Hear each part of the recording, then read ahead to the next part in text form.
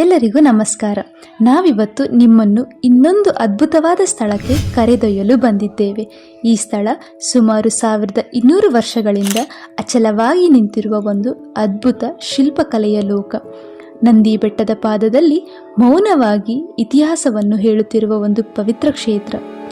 ಇದು ಸಾಮಾನ್ಯ ದೇವಸ್ಥಾನವಲ್ಲ, ಇದು ಕರ್ನಾಟಕದ ಹೆಮ್ಮೆ, ಭೋಗನಂದೀಶ್ವರ ದೇವಸ್ಥಾನ. ಚಿಕ್ಕಬಳ್ಳಾಪುರ ಸಮೀಪದಲ್ಲಿರುವ ಈ ದೇವಾಲಯವು ಇತಿಹಾಸ, ವಾಸ್ತುಶಿಲ್ಪ ಮತ್ತು ಭಕ್ತಿಯ ಸುಂದರ ಸಂಗಮವಾಗಿದೆ. ಭೋಗನಂದೀಶ್ವರ ದೇವಸ್ಥಾನವು ಸುಮಾರು 9ನೇ ಶತಮಾನದಲ್ಲಿ ನಿರ್ಮಾಣಗೊಂಡಿದೆ. ನೊಲಂಬರ ಕಾಲದಲ್ಲಿ ಆರಂಭವಾದ ಈ ದೇವಾಲಯದ ನಿರ್ಮಾಣ ನಂತರ ಚೋಳರು, ಹೊಯ್ಸಳರು ಮತ್ತು ವಿಜಯನಗರ ರಾಜರಿಂದ ವಿಸ್ತರಿಸಲ್ಪಟ್ಟಿತು. ಪ್ರತಿ ರಾಜವಂಶವು ತಮ್ಮದೇ ಆದ ಶೈಲಿಯನ್ನು ಇಲ್ಲಿ ಸೇರಿಸಿದ್ದಾರೆ. ಇದರಿಂದಾಗಿ ಇಲ್ಲಿ ಕಾಣುವ ವಾಸ್ತುಶಿಲ್ಪದಲ್ಲಿ ವಿವಿಧ ಕಾಲಘಟ್ಟಗಳ ಛಾಪು ಸ್ಪಷ್ಟವಾಗಿ ಕಾಣಿಸುತ್ತದೆ.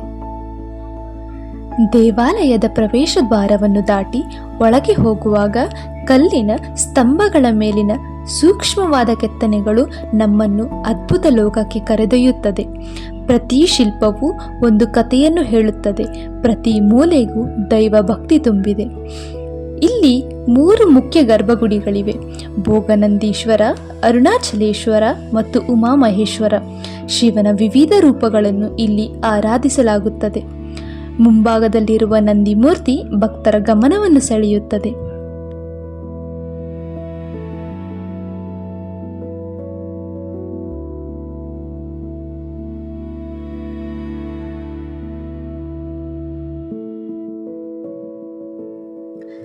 ನಗರದ ಗದ್ದಲದಿಂದ ದೂರಾಗಿ ಇಲ್ಲಿ ಕೆಲವೇ ಕ್ಷಣ ಕೂತರೂ ಮನಸ್ಸು ಹಗುರಾಗುತ್ತದೆ. ನಂದಿ ಬೆಟ್ಟದ ಸೌಂದರ್ಯದಿಂದ ಸುತ್ತುವರೆದ ಈ ದೇವಸ್ಥಾನ ಭಕ್ತಿ ಮತ್ತು ಇತಿಹಾಸದ ಸುಂದರ ಸಂಗಮವಾಗಿದೆ. ಈ ದೇವಸ್ಥಾನದ ಸುತ್ತಮುತ್ತಲಿನ ವಾತಾವರಣ ತುಂಬ ಶಾಂತವಾಗಿದೆ. ನಂದಿ ಬೆಟ್ಟಕ್ಕೆ ಭೇಟಿ ನೀಡುವಾಗ ಈ ಐತಿಹಾಸಿಕ ದೇವಾಲಯವನ್ನು ತಪ್ಪದೇ ನೋಡಿ. ಇದು ಕೇವಲ ಪ್ರವಾಸ ಸ್ಥಳವಲ್ಲ, ಇದು ಒಂದು ಅನುಭವ. ವಿಡಿಯೋ ಇಷ್ಟವಾದಲ್ಲಿ ನಮ್ಮ ಚಾನಲ್ ಅನ್ನು ಸಬ್ಸ್ಕ್ರೈಬ್ ಮಾಡಿ. ಧನ್ಯವಾದ.